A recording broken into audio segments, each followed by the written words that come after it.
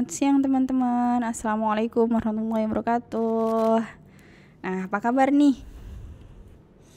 Nah, teman-teman, kita udah mulai masuk lagi di pertemuan 14, pertemuan terakhir. Nah, sebelum kuis, ini ada materi sedikit lagi tentang GCG, yaitu Good Corporate Governance. Nah, setelah pertemuan 1 sampai 12 kita ngomongin tentang etika profesi, terus pertemuan 13 kita ngomongin etika tentang berbisnis.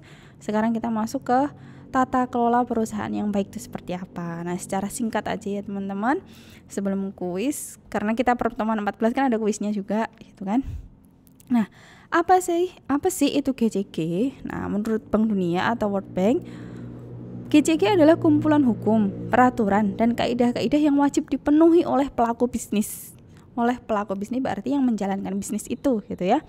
Nah, supaya usaha dia itu berkesinambungan atau dia going concern gitu ya, dan tidak merugikan para pemegang saham dan juga kreditornya. Supaya dia itu, jadi gini, hukum, peraturan, kaidah, norma, etika lain, semua itu harus dipenuhi oleh pelaku bisnis supaya usaha dia tetap berjalan terus, supaya dia tidak merugikan orang lain gitu.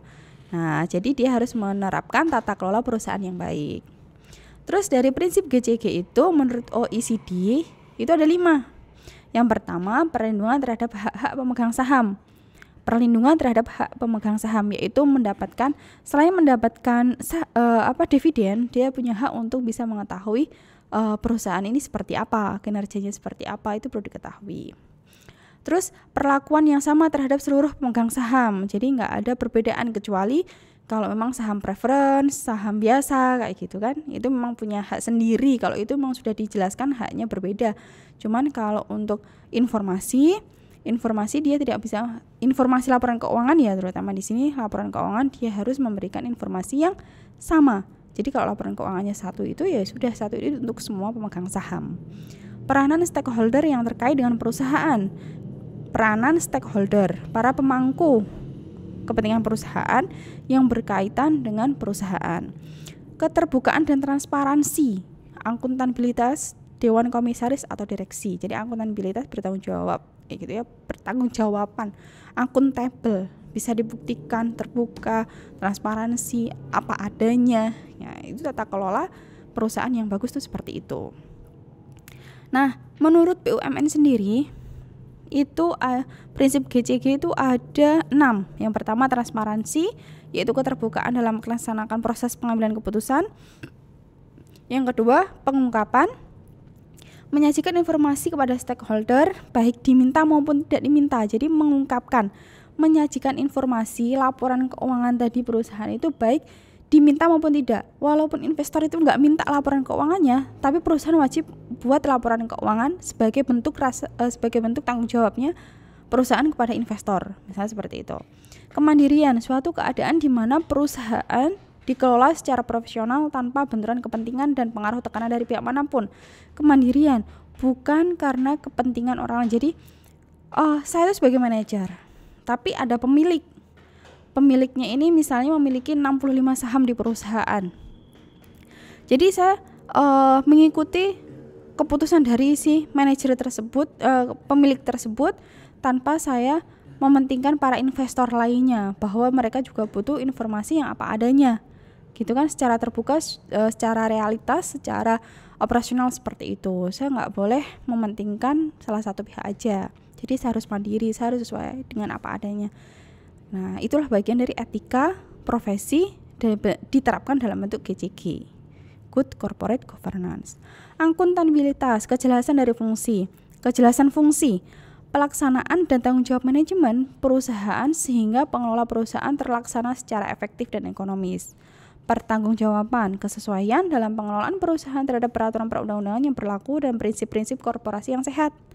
Yang keenam adalah kewajaran, yaitu keadilan dan kesetaraan di dalam memenuhi hak-hak stakeholder yang timbul berdasarkan perjanjian dan peraturan perundang-undangan yang berlaku.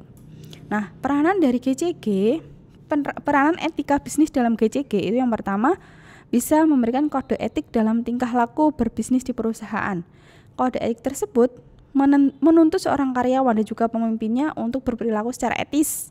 Berperilaku secara etis berarti bertanggung jawab terhadap perusahaan, apa yang dia lakukan, sekaligus bertanggung jawab terhadap lingkungan, berlaku etis. Jadi misalnya dia bertanggung jawab kalau memang menimbulkan kerusakan lingkungan, dia bertanggung jawab. Jadi memberikan kayak dana CSR atau apa gitu ya.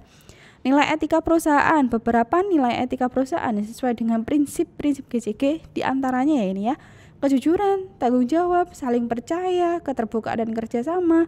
Nah, tanggung jawab di sini bukan sekedar tanggung jawab kepada investor, tapi juga kepada lingkungan. Balik lagi bahwa manusia yang bekerja atau pelaku bisnis itu bertanggung jawab juga kepada lingkungan supaya lingkungannya nggak rusak, nggak membuang limbah sembarangan, nggak membuang limbah ke laut, nggak membuang limbah ke sungai, nggak menimbun sampah sehingga ketika banjir itu bisa menutup gorong-gorong dan lain sehingga menimbulkan banjir, nggak melakukan seperti itu.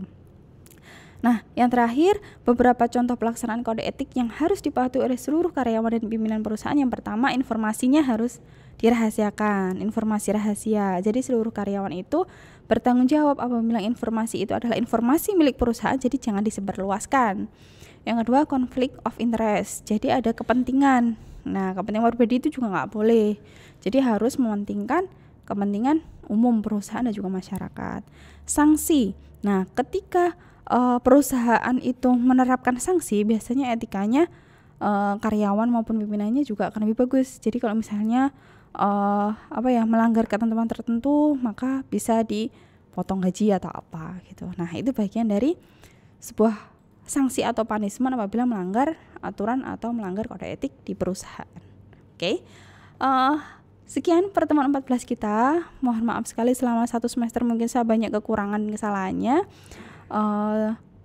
Sukses buat UASnya, bukan sekedar di mata kuliah etika profesi tapi di semua mata kuliah. Dan juga jaga kesehatan, patuhi protokol kesehatan. Salam sehat selalu. Wassalamualaikum warahmatullahi wabarakatuh.